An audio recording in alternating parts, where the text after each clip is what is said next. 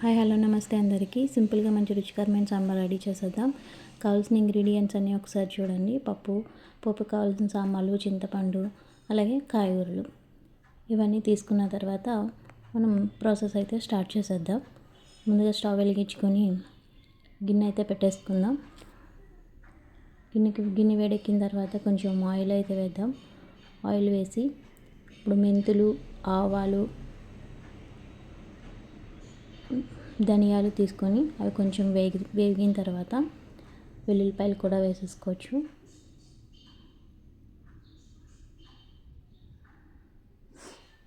వెల్లుల్లి రబ్బలు బాగా వేగిన తర్వాత జీలకర్ర వేసేసి అది కూడా కొంచెం వేగిన తర్వాత ఎండుమిరగాయలు మనం పోపుకి కట్టుకుంటున్నాం కదా. తర్వాత కరివేపాకు వేస్తే మంచి స్మెల్తో బాగా పోపు మంచి స్మెల్ వచ్చే వరకు బాగా వేపుకొని ఇప్పుడు మనం కొంచెం వాటర్ అయితే వేసుకుందాం. పోపు తాలింపు వేసుకుందాం. ఈ వాటర్ వేసుకున్న తర్వాత అప్పుడు తరిగి పెట్టుకున్న కాయగూరలన్నీ ఒకదాని దాని తర్వాత ఒకటి వేసుకొని దాంట్లో బాగా ఉడికించుకుందాం.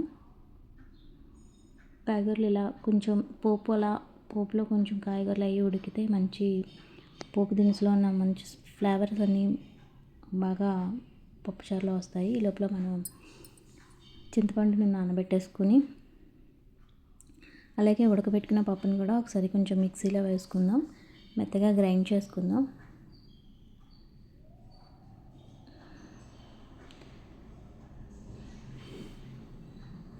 చింతపండుని పులుపు తీసేసుకొని ఈ మిక్సీలోని పప్పునంతా దాంట్లోకి ట్రాన్స్ఫర్ చేసుకొని ఇప్పుడు వన్ బై వన్ పప్పు పేస్ట్ అలాగే చింతపండు పులుపు అని ఉడకబెట్టుకున్న కాయగూర ముక్కలు దాంట్లో వేసేసుకుందాం. అంటే చాలా సింపుల్గా రెడీ అయిపోతుందండి సాంబారు. ఇట్లా ట్రై చేసి చూడండి.